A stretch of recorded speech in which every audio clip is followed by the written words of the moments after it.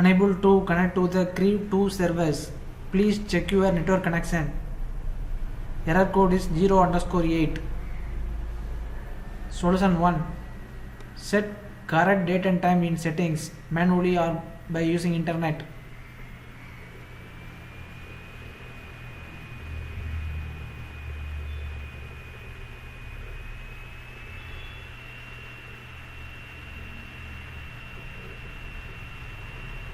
Solution 2.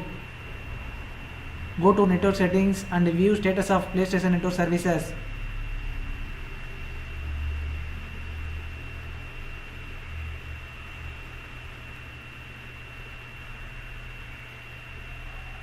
Ensure all services are up and running. Solution 3. Select the game, press the options button on the controller.